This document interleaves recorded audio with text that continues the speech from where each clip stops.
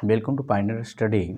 आप NCERT exemplar book देख रहे हैं। अगर टफ प्रश्न आए तो इसी से आएंगे, और कंपटीशंस या ओलंपियाड में जो क्वेश्चंस आते हैं, जो 10th लेवल के 10th स्टैंडर्ड के, चाहे वो बीपीएससी के क्वेश्चन ही हो, जनरल कंपटीशन के भी क्वेश्चन इसी से आते हैं। तो चलिए, आज हमारा टॉपिक है सांख्यिकी और प्रायिकता। अध्याय 13 है, वो अध्याय वाइज आपको टॉपिक वाइज उठाएंगे।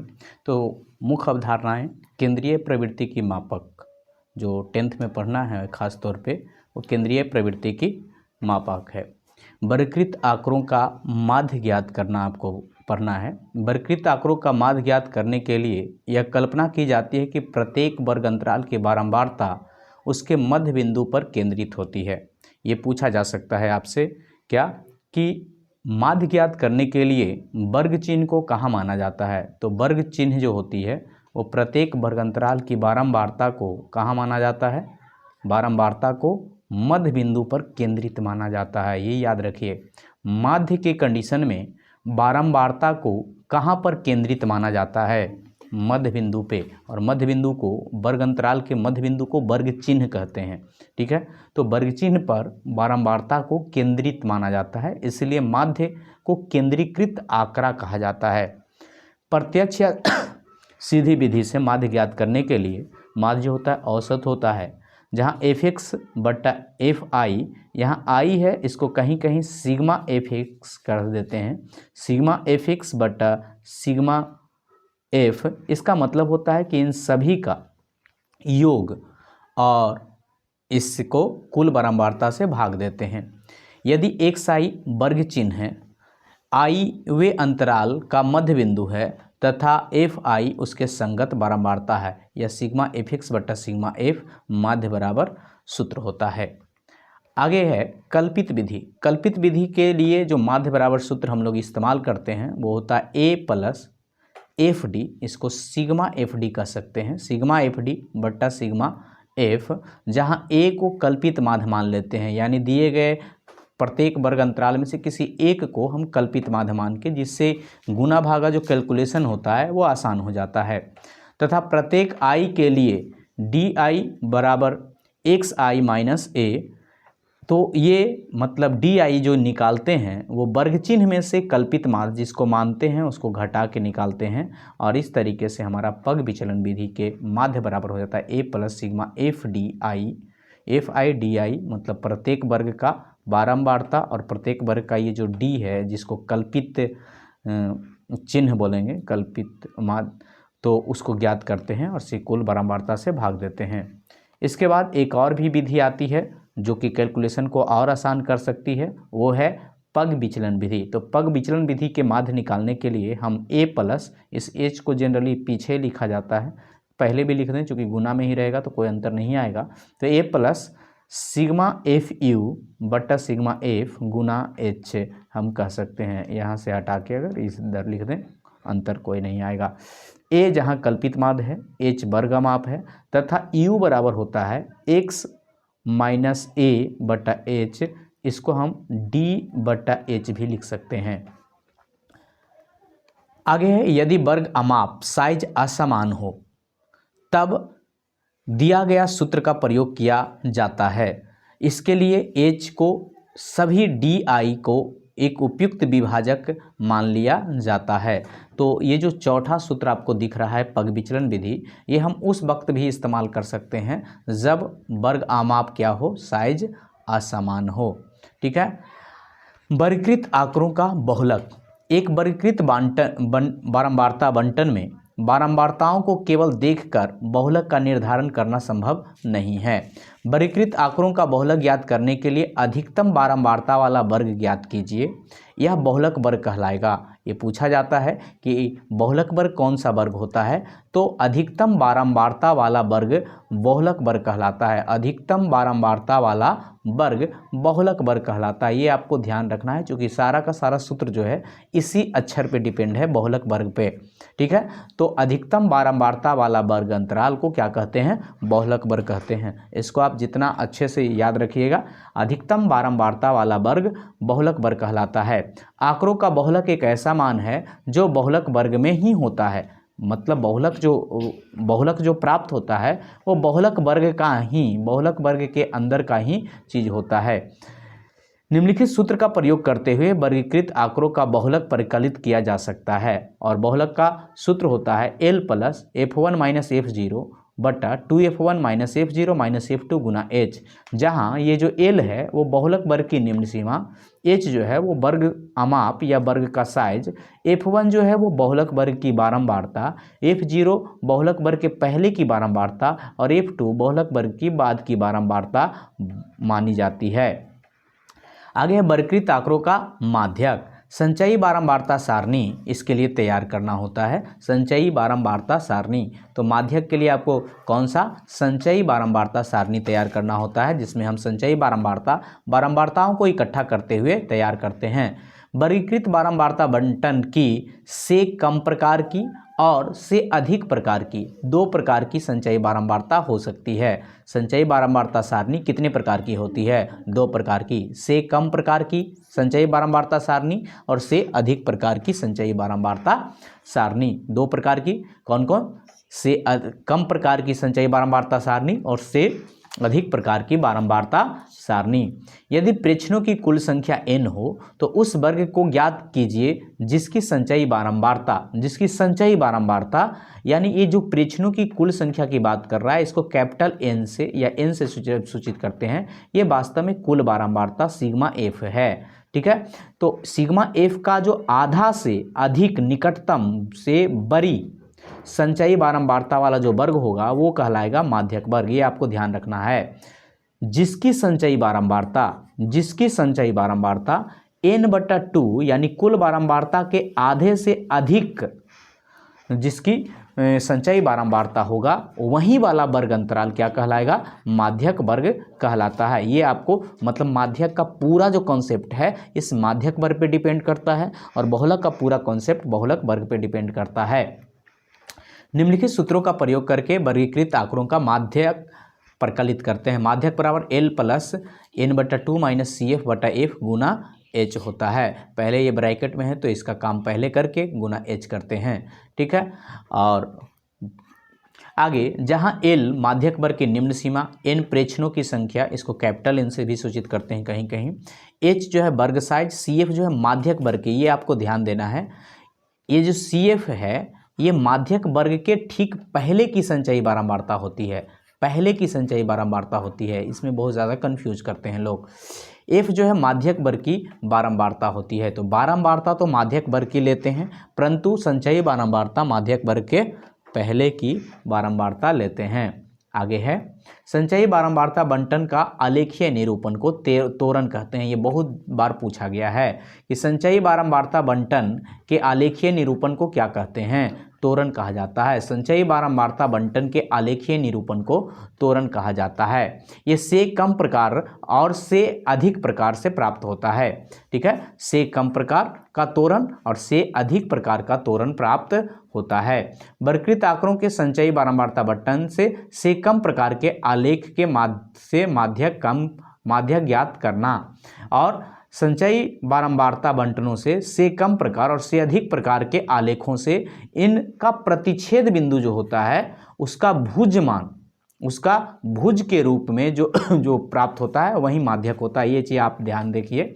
इसका हम जैसे ये जो है ये जैसे से कम प्रकार का तोरण है, इस टाइप से अगर आता है तो, और ये से अधिक प्रकार का तोरण है। ठीक है, से अधिक प्रकार का, इनका जो प्रतिच्छेद बिंदु होता है, इसका भुज मान मतलब जो x अक्ष पे मान होता है, और x अक्ष पे हमेशा वर्ग अंतराल लिया जाता है, तो उस वर्ग अंतराल में जो ये जहाँ पे कटेगा वही मान क्या होगा?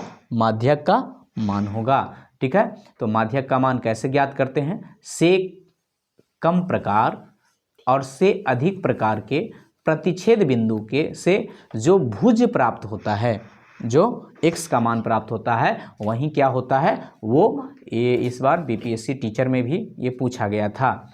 ठीक है, बहुत अच्छा क्वेश्चन है, ये बीपीएससी के एग्जाम में भी बहुत बार पूछा गया है कि ये कौन सा, तो प्रतिच्छेद बिंदु जो होता है वो क्या होता है? भुज प्राप्त तो भुज का मान जो होता है वो माध्यक का मान होता है, ये याद रखें। भुज का मान मतलब x का मान माध्यक का मान होता है। क्योंकि इसी चैप्टर में हम लोग प्रायिकता के बारे में भी पढ़ने वाले हैं, तो प्रायिकता से संबंधित यादृच्छिक प्रयोग मतलब जो प्रयोग अचानक किया जाए, किसी प्रयोग के परिणाम, घटना और प्रारंभिक घटनाएं। तो यादृच्छिक प्रयोग से हमें क्या प्राप्त होते हैं, कुछ न कुछ परिणाम प्राप्त होते हैं, कुछ घटनाएं जो होती है वो संभावित होती है और प्रारंभिक कुछ घटनाएं प्राप्त होती है। समप्रायिक परिणाम जो घटना के बाद जो प्राप्त हुआ, इस घटना को ई से, ई मतलब इवेंट की सैद्धांतिक या चिर प्रतिष्ठित प्रायिकता, इसको प्रोबेबिलिटी ऑफ ई द्वारा व्यक्त करते हैं। तो प्रोबेबिलिटी ऑफ ई के अनुकूल परिणामों की संख्या बटा प्रयोग के सभी परिणामों की संख्या, ये एक मूल सूत्र है प्रायिकता ज्ञात करने का। क्या? कुल परिणामों की अनुकूल परिणामों की संख्या बटा प्रयोग के सभी परिणामों की संख्या को हम क्या बोलते हैं? प्रोबेबिलिटी बोलते हैं, जहां प्रयोग का परिणाम समप्रायिक हो, निश्चित हो। यदि किसी घटना की प्रायिकता 0 और 1 के बीच में कोई संख्या हो सकती है, तो कुछ विशेष स्थितियों में 0 या 1 भी हो सकती है। यानी जब भी प्रायिकता होगी वो क्या होगी? या तो 0 और 1 के बीच होगी, या तो 0 होगी, या तो 1 होगी। जब किसी घटना की प्रायिकता 0 होती है तो वह घटना घटने की संभावना भी 0 होती है, और जब किसी घटना की प्रायिकता 1 होती है तो उसके घटने की संभावना निश्चित होती है। अर्थात निश्चित घटनाओं की प्रायिकता 1 और अनिश्चित तथा असंभव घटनाओं की प्रायिकता 0 होती है। किसी प्रयोग के सभी प्रारंभिक घटनाओं का कुल बारंबारताओं का योग जो होता है, प्रायिकताओं का जो योग होता है वो 1 होता है। किसी घटना के ई डैश का मतलब हो गया कि ये घटित नहीं हुआ है, ई का मतलब घटित हुआ है, ई डैश का मतलब जो घटित नहीं हुआ है। यानी एक दूसरे के विपरीत घटनाओं की प्रायिकताओं का कुल योग 1 होता है। यानी probability of E plus probability of E dash equal to 1, ये घटित घटना की और ये ना घटित होने वाली घटना की कुल योग। जैसे ई का अर्थ, जहाँ ई का अर्थ होता है, ई नहीं का अर्थ होता है क्या? ई डैश घटना ई का पूरक कहलाती है, ये ऐसे पूछा जा सकता है। तो पूरक मतलब घटना और उसके पूरक घटनाओं का कुल योग क्या होता है? 1 होता है। ये पूछा जाएगा कि किसी घटना की प्रायिकता और उसकी पूरक घटना की प्रायिकताओं का कुल योग कितना होता है? तो आपको बताना है 1 होता है। असंभव घटना की प्रायिकता 0 और निश्चित घटना की प्रायिकता 1 होती है। यहाँ पे जैसा कि क्वेश्चंस दिया गया है, चलिए ऑब्जेक्टिव क्वेश्चन पक्का इसी से आने वाला है। क्यों? क्योंकि मॉडल पेपर में जो कुछ क्वेश्चंस दिए गए हैं ऑब्जेक्टिव के या सब्जेक्टिव के, वो इसी बुक को उठाया गया है। तो आप इस बुक को जरूर से जरूर एक बार जरूर अध्ययन कर लें।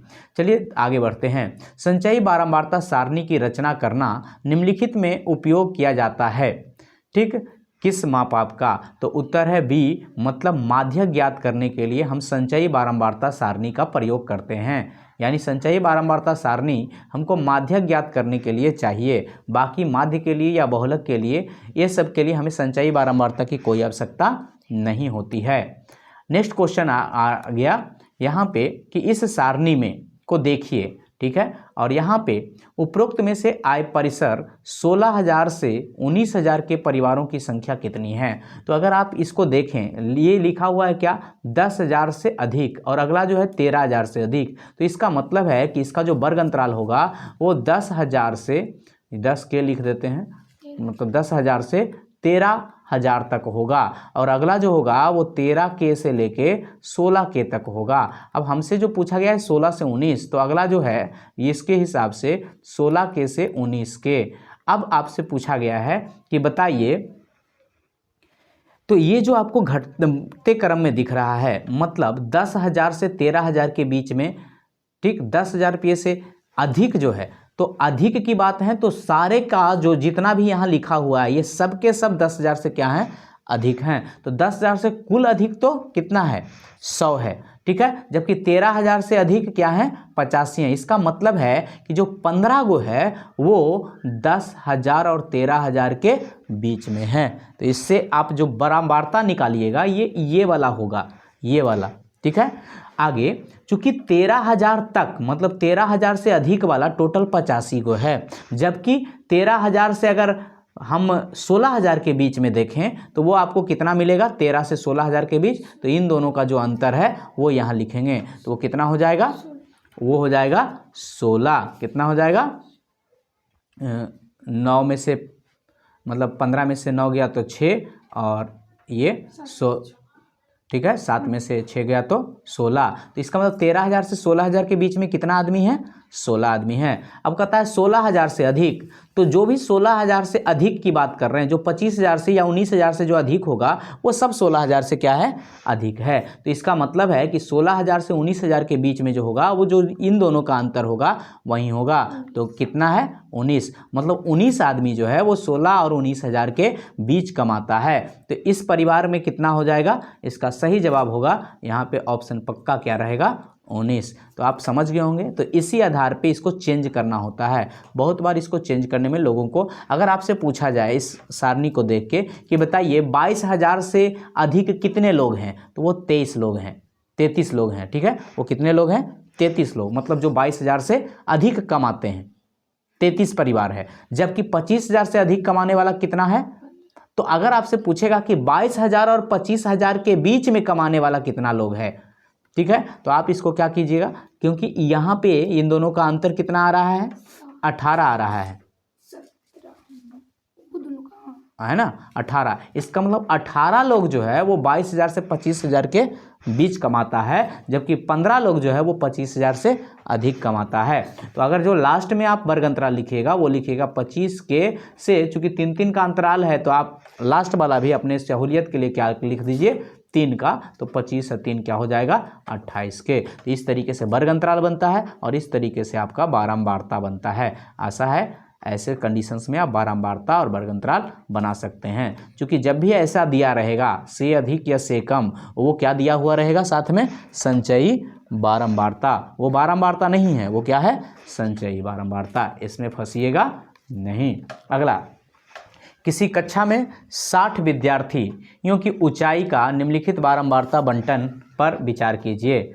सेंटीमीटर कितना है, 150 से 155, ठीक है। तो यहाँ पे क्वेश्चन क्या कर रहा है कि बहुलक वर्ग की निम्न सीमा और माध्यक वर्ग की ऊपरी सीमा का योग क्या है। यहाँ पे दो आपको मसला दे दिया है, ठीक है। ऊपर से 60 को है तो ये पक्का है कि इसको जोड़िएगा तो ये कितना आएगा, 60 आएगा, ठीक है।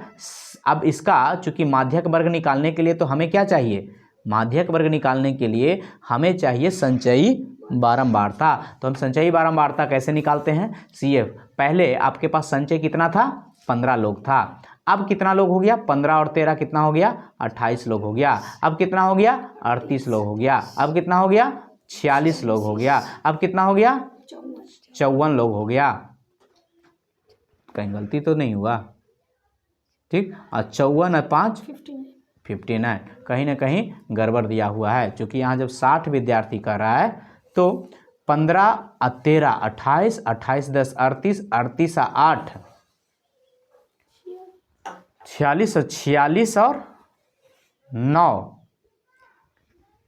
46 9 55 होता है, ठीक है। और 55 5 60। अब देखिए हमारा बहुलक वर्ग कौन होगा, बहुलक वर्ग तो सीधे सीधे होगा आपका ये 15 वाला, क्योंकि जो सबसे ज़्यादा, तो बहुलक वर्ग की निम्न सीमा कितना हो गया, 150 हो गया। प्लस आपको क्या करना है, माध्यक वर्ग की ऊपरी सीमा। माध्यक कैसे निकालेंगे, 60/2 करेंगे तो 30, 30 से ज़्यादा वाला संचयी बारंबारता 38, और 38 वाला कौन है, 165, यानी इतना प्लस कितना कर देंगे, 165। जोड़ेंगे तो 5 6 5 11 का 1, बाकी 1 1 2 1 3 315। हमारा सही जवाब है बी। तो आपको समझ में आ गया होगा, ऐसे ऐसे ऑब्जेक्टिव पूछे जा सकते हैं आपसे, कितना तगड़ा है।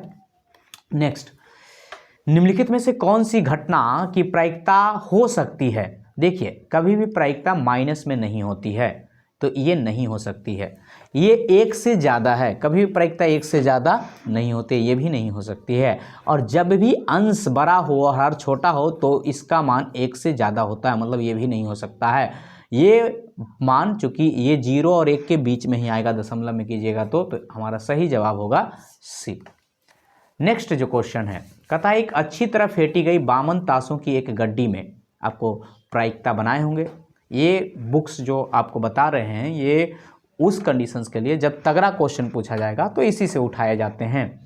अच्छी प्रकार से फेंटी गई 52 ताश की गड्डी में यादृच्छिक रूप से एक ताश कार्ड निकाला जाता है। इस कार्ड के मुख्य कार्ड तस्वीर वाला कार्ड होने की, फेस कार्ड होने की प्रायिकता कितनी है?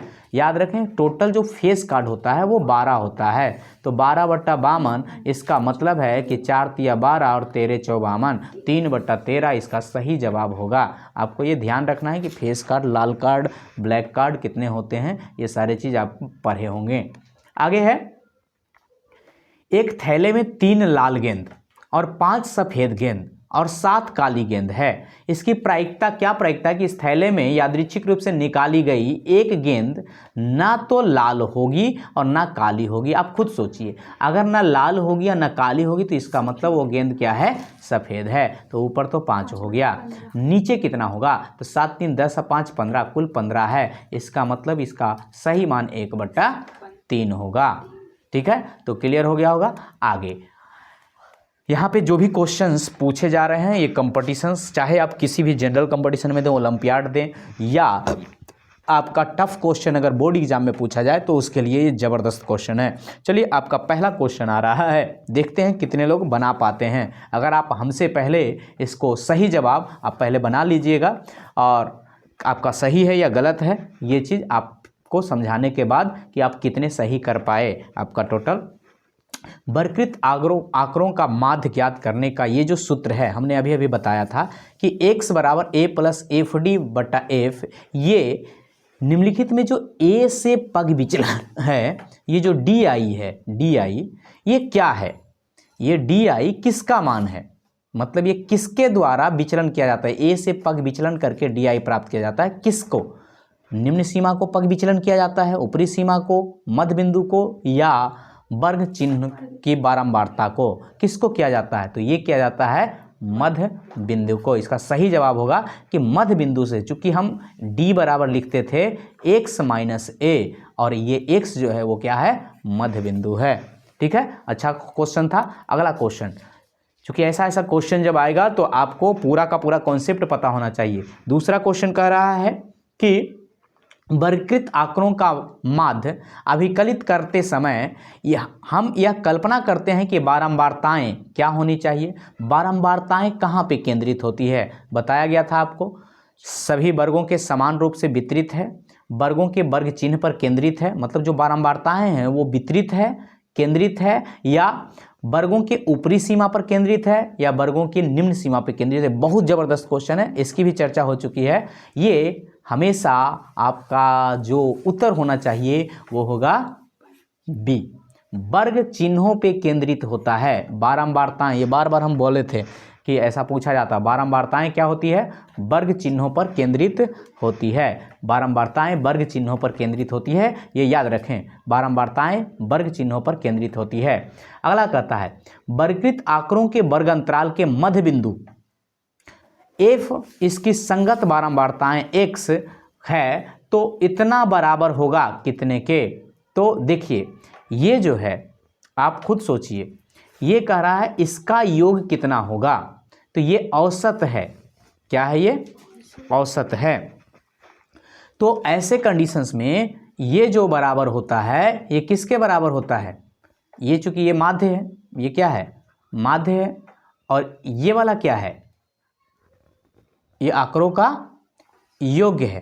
ठीक है, और f संगत बारंबारता के लिए ये, तो आप खुद सोचिए कि ये यहाँ पे ये वाला चीज़ तो ऐसा ही है ना, सिग्मा एफ एक्स, इसको ऐसा लिख सकते हैं sigma F x minus sigma x. ठीक है, ये वास्तव में इसमें ये बाय डिफ़ॉल्ट छुपा हुआ है, तो इसमें से यही चीज़ अगर घटेगा, सेम चीज़ घटेगा। ठीक है, क्योंकि आंकड़ों का योग तो यही होता है एफ एक्स। ठीक है, तो ये 0 आ जाएगा, तो इसका सही जवाब क्या होगा? 0। तो याद रखें sigma F x minus x dash का मान कितना होता है? 0 होता है। ये डायरेक्ट पूछा जाता है आपसे। ठीक है, कि F x minus x dash मतलब माध्य को घटा देंगे तो कितना मान आएगा? 0 आएगा। ये बहुत इंपॉर्टेंट क्वेश्चन है। ये जनरल कॉम्पिटिशन्स का अब तो जो डायरेक्ट टू द पॉइंट पूछता है उसमें ये क्वेश्चन बार बार पूछा गया है कि इसका आंसर क्या होगा? 0 होगा। अगला क्वेश्चन आपका है कि वर्गीकृत आंकड़ों का माध्य ज्ञात करने के लिए जो ऐसा सूत्र है, ये इस सूत्र में u किसके बराबर होता है आपको बताया गया है अभी। u जो होता है वो d बटा क्या होता है, इसको d बटा हम h लिखते हैं, और d जो होता है वो किसके बराबर होता है, x माइनस a होता है। तो x माइनस a बटा h हो गया, तो कौन होगा इसका सही जवाब, c होगा। अगला क्वेश्चन को देखिए, ऐसा क्वेश्चन आप बिल्कुल एनसीईआरटी में नहीं देखेंगे, परंतु यहाँ पे आप देख रहे होंगे एनसीईआरटी ही लिखा हुआ है, ठीक है। तो ये सारे क्वेश्चंस पूछे जाते हैं, परंतु लोगों को पता ही नहीं चलता ये कहाँ से क्वेश्चन पूछे जा रहे हैं। वर्गीकृत आंकड़ों की से कम प्रकार और से अधिक प्रकार की संचयी बारंबारता वक्रों के प्रतिच्छेद बिंदु के भुज को क्या कहते हैं। भुज से आंकड़ों का प्राप्त होता है, क्या प्राप्त होता है, भुज को क्या कहते हैं, माध्यक। ये अभी था, ठीक है, अभी आपको थ्योरी में भी बताए थे। अगला कहता है बंटन, ये दिया हुआ है, ठीक है। कहता है माध्यक वर्ग और बहुलक वर्ग के निम्न सीमाओं का योग। तो आपको यहाँ पे ये दिया हुआ है बारंबारता, इससे तो आप बहुलक वर्ग तुरंत निकाल लीजिएगा, क्योंकि ये 20 है तो इसका निम्न सीमा 15 हो गया, ठीक है। तो एक चीज़ तो आपको निकल गया कि एक तो हमको 15 जोड़ना है, परंतु माध्यक वर्ग निकालने के लिए आपको क्या निकालना पड़ेगा, CF। जब CF निकालना रहे तो ऊपर नहीं नीचे लिख दीजिए यहीं पे, चूंकि ऑब्जेक्टिव बना रहे हैं ना, ठीक है। तो ऐसा नहीं कि बगल में अलग से टेबल बनाएंगे, यहीं पे बना देना है, ठीक है। तो पहले हो गया कितना, 10, 15 10 25, 25 12 37, 37 और 20 57, 57 और 9 57 और 9 हो गया आपका 66, ठीक है। अब 66 का आधा करेंगे कितना, 33, 33 से बड़ा ढूंढेंगे कौन, 37, 37 का निम्न सीमा वो ढूंढेंगे 10, तो ये हो गया 10, 15 10 25। तो आपको इतना तो स्पीड आ जाना चाहिए, क्योंकि ऐसे ऐसे क्वेश्चन इस बार आने वाले हैं, ठीक है। अगला आपका क्वेश्चन है वर्ग और बारंबारता। यहाँ पे माध्यक वर्ग की ऊपरी सीमा, तो माध्यक वर्ग निकालने के लिए जैसे ही माध्यक आए आपको क्या कर देना है, CF निकालना है। CF निकालने के लिए यहाँ क्या हो गया, 13, 13 10 23, 23 15 38, 38 8 46, 46 11 57। अब 57 का आधा कितना होता है, 28 दूनी 56, 28.5, ठीक है। 28.5 से बड़ा वाला लेना है, 28.5 से कितना हो गया 38, 38 का क्या लेना है, ऊपरी सीमा कितना हो गया 17। हमारा सही जवाब क्या होगा, 17, ठीक है। तो ऐसे ऐसे क्वेश्चन आपको खूब पूछे जाने वाले हैं। अगला कहता है बहुलक वर्ग बताइए, ठीक है। देखिए ये कम दिया है ना, तो ये क्या है वास्तव में, ये आपका संचयी बारंबारता है, ये आपको पकड़ना पड़ेगा। अगर से कम या से अधिक लिख दे तो यहाँ पे ये क्या दिया हुआ है, संचयी बारंबारता। तो बारंबारता कैसे निकालेंगे, अभी आपके पास कितना था, 3 में क्या जुड़ा होगा कि 12 हुआ होगा, 9 जुड़ा होगा, ठीक है, 9, ठीक है। अब देखिए 12 में क्या जुड़ा होगा कि 27 हुआ होगा, 15 जुड़ा होगा। 27 में क्या जुड़ा होगा कि 57 हुआ होगा, 30, ठीक। 57 में क्या जुड़ा होगा कि 75 हुआ होगा, 22 गलत बोल रहे हैं, मतलब 75 में से 57 घटा दीजिए सीधे सीधे, तो 5 में से 7 गया तो कितना 8, ठीक है। एक पैंचा लिया होगा तो 18, कितना 18। आगे यहाँ पे 80 में तो 5 हो गया। अब बहुलक वर्ग कहते किसको हैं, जो सबसे बड़ा है, सबसे बड़ा कौन है 30।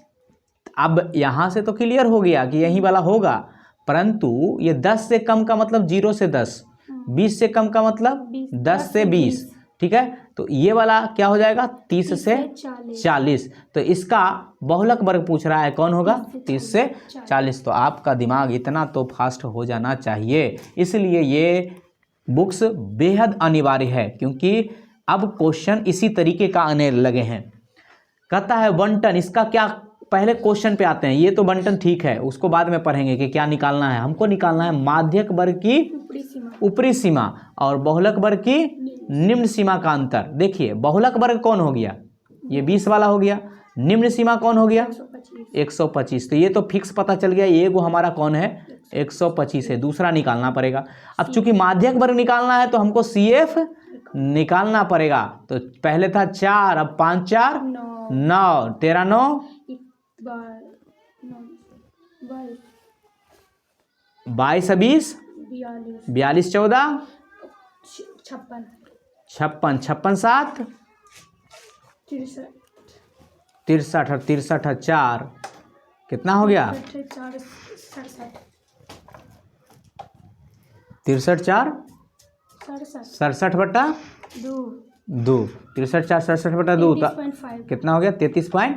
हमको इससे लेना देना नहीं, इससे बड़ा ढूंढना है। इससे बड़ा कौन? 42। और 42 का कौन सा चीज ढूंढना है? ऊपरी सीमा कितना है? 145। मतलब दोनों एक ही चीज हो गया। इसका अंतर कितना हो गया? 0। और इसका और इसका अंतर हो गया 20। अच्छा 20। हाँ कितना? 20। इसलिए सही जवाब हमारा हो गया 20। ठीक है, सही जवाब हमारा क्या हो गया? 20 हो गया। आगे तो अगला क्या है यहाँ पे? ये वाला इसका 20 आया। अगला क्वेश्चन क्या कहता है? 150 धावक, ये मतलब ये पूरा कितना है? 150 धावक 110 मीटर की बाधा दौड़ में भाग लिए। तो नीचे सारणी दिए गए हैं। क्या कह रहा है? 14.6 सेकेंड में कम में दौड़ समाप्त करने वाले धावकों की संख्या क्या है? बहुत अच्छा क्वेश्चन है ये। जब से कम पूछ रहा हो या से अधिक पूछ रहा हो तो आपको संचयी बारंबारता निकालना चाहिए। तो से कम, ठीक है, तो से कम में देखिए CF, आप खुद सोचिए। 14 से कम के गो? 2 गो। 14.2 से कम के गो? 6 गो। 14.4 से कम के गो? 11 गो। और 14.6 से कम के गो? 1 1 2 82 गो के गो। हमारा पूछ क्या रहा है? 14.6 से कम, कितना आंसर हो गया? कितना आसान है। परंतु अगर ये क्वेश्चन डायरेक्ट मिल गया आपको एग्जाम में तो आपको एक बीमारी होता है मिर्गी, वही आएगा। यहाँ पे क्या कह रहा है? से अधिक या उसके बराबर। हम ये बराबर वाला टेंशन नहीं लेंगे, हम लेंगे से अधिक वाला टेंशन। अगर से अधिक लिखल है तो इसका मतलब ये क्या है? CF है।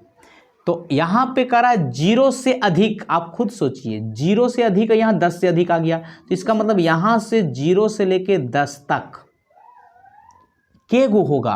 तो ये जो अंतर होता है वहीं होता है। तो के गो हो गया? 5 गो। मतलब 0 से 10 तक के गो है? 5 गो। वैसे ही 10 से 20 तक, 10 से 20 तक के गो हो गया? 3 गो।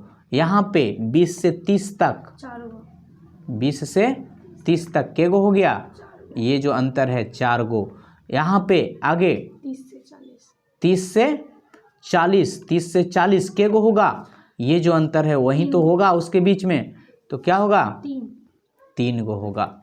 और अगला 40 से 50 के बीच में के गो होगा? 6।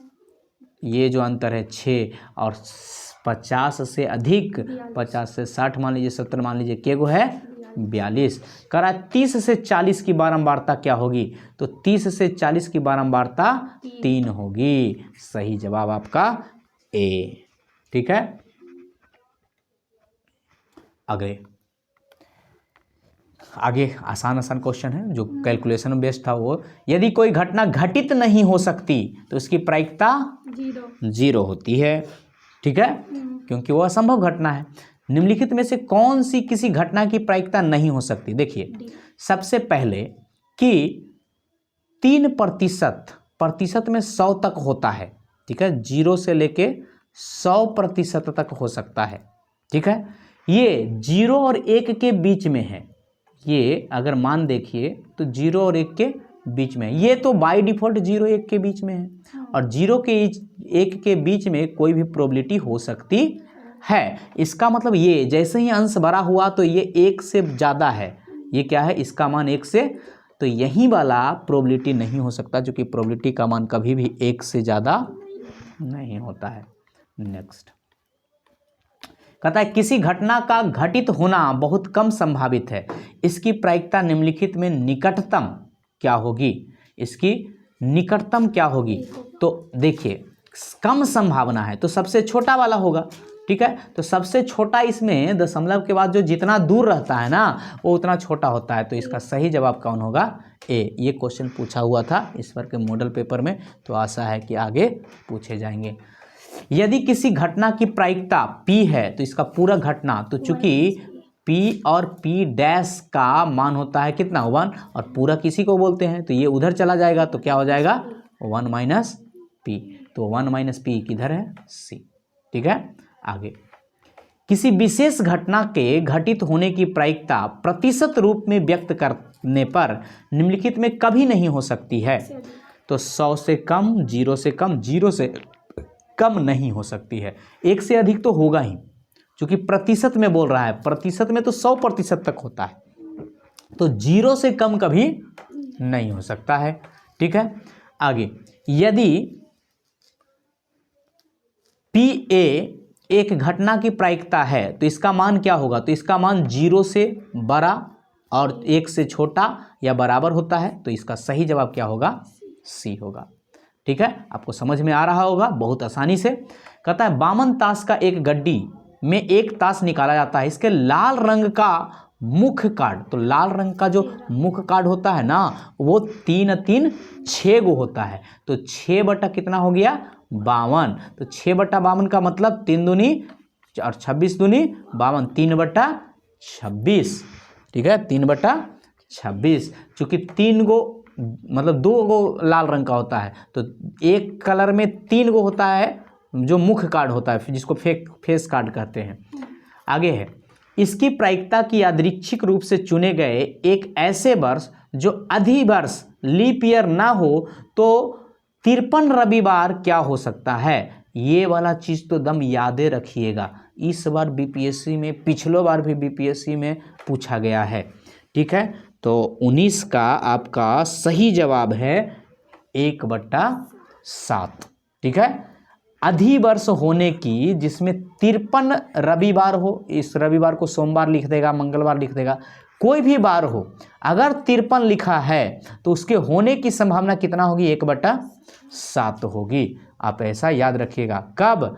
जब लीप ईयर ना हो तब, ठीक। तो कहेगा लीप ईयर होगा तब वो बदल जाएगा, 2/7 हो जाता है, ठीक। आगे, जब एक पासे को फेंका जाता है तो 3 से छोटी एक विषम संख्या आने की प्रायिकता, देखिए 3 से छोटी जो विषम संख्या होती है मात्र एक ही होती है, तो 1 बटा कितना हो गया? 6। 52 ताश की एक गड्डी में से एक कार्ड निकाला जाता है, 52 ताश की गड्डी हो गया, ठीक है। इसमें से क्या निकाला जाता है? एक कार्ड निकाला जाता है। कार्ड का ईंट का इक्का ना होने की प्रायिकता, तो देखिए ईंट का इक्का तो एक के को होगा, ठीक। ई के अनुकूल परिणामों की संख्या क्या होगी? तो ई के अनुकूल तो एगो खाली नहीं होना है, तो बाकी 51 गो तो होना है, ठीक है। क्योंकि प्रायिकता नहीं पूछ रहा है, बस अनुकूल परिणाम पूछ रहा है। अगला कहता है, देखिए ये बहुत अच्छा क्वेश्चन है, इतना अच्छा क्वेश्चन कि मत पूछिए कितना अच्छा क्वेश्चन।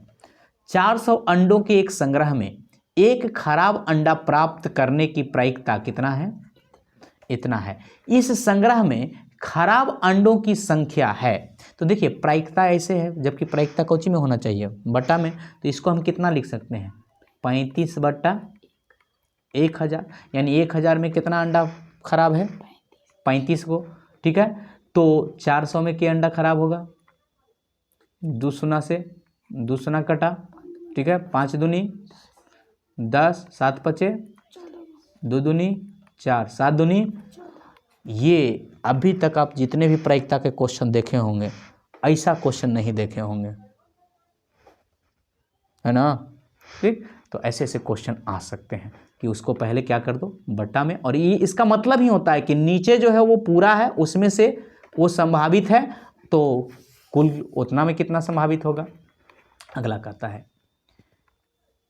कि कोई लड़की यह प्रकलित करती है कि उसके द्वारा एक लॉटरी के प्रथम पुरस्कार जीतने की प्रायिकता कितना है? 0.08 है। यदि 6000 टिकट बेचे गए तो उस लड़की ने कितने टिकट खरीदे? ठीक है, सोचिए वो 0.08 बता रही है, ठीक है। इसका मतलब इसको अगर बटा में बदलेंगे तो कितना हो जाएगा, 8/100, ठीक है। टोटल कितना है, 100 में वो 8 को खरीदी है, इसको ऐसे कह सकते हैं 100 में वो कितना खरीदी है, 8 को, तो वो 6000 में कितना खरीदी होगी, 2 शून्य से 2 शून्य कट गया, 8 छक्का 48, कितना वो टिकट खरीदी है, 480 टिकट खरीदी है। ये बहुत ज़बरदस्त क्वेश्चन है, ठीक है। ऐसे ऐसे क्वेश्चन पूछने चाहिए ताकि बच्चों का दिमाग भी खुले और आप हमारा व्यू भी बढ़े, क्योंकि ऐसे ऐसे क्वेश्चन आपको और कहीं नहीं मिलेंगे, ठीक है। चलिए, किसी थैले में कुछ टिकट हैं जिन पर 1 से 40 तक लिखा हुआ है, इनमें से यादृच्छिक रूप से एक टिकट निकाला जाता है। इसकी प्रायिकता कि निकाले गए इस टिकट में 5 का गुणज, देखिए 1 से 40 में 8 गो होता है 5 के गुणज, 5, 10, 15, 20, 25, ठीक है। के गो में, 40 गो में, तो ये कितना हो गया, 8 5 40, 1/5। अगला क्वेश्चन है आपका, किसी व्यक्ति से 1 से 100 तक की संख्याओं में से संख्या चुनने को कहा गया।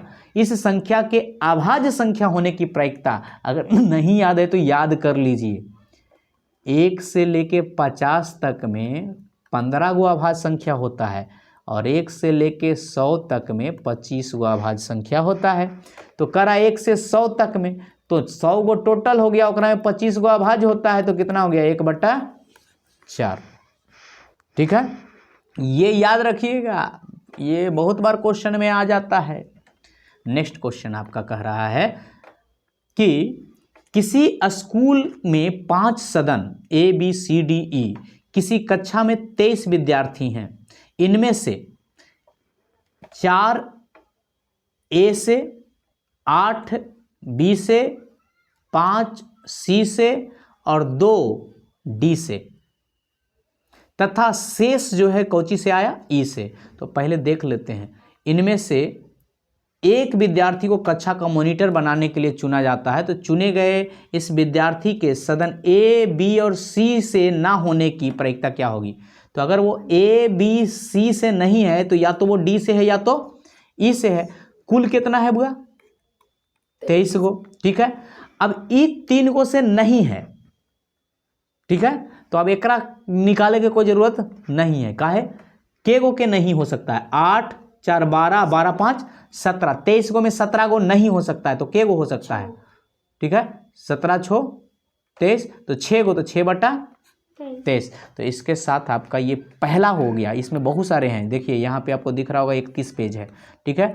तो दमदार क्वेश्चन था, यहाँ तो ऑब्जेक्टिव था, बाकी सब्जेक्टिव ऑब्जेक्टिव भी आएंगे, अच्छे अच्छे क्वेश्चन आएंगे, अच्छे अच्छे तर्क आएंगे, ठीक है। तो बने रहें इसी प्रकार से, अगले पार्ट में फिर मिल रहे हैं बहुत जल्द, और ताकि और ये वीडियोज आप शेयर करें अपने दोस्तों को। पता है आपको ये सीक्रेट पता चल गया है कि इसी से क्वेश्चन पूछा जाता है, तो आप जानबूझ के शेयर नहीं कीजिएगा, परंतु कर दीजिएगा, तो आगे हम वीडियोज़ बनाते चल रहेंगे।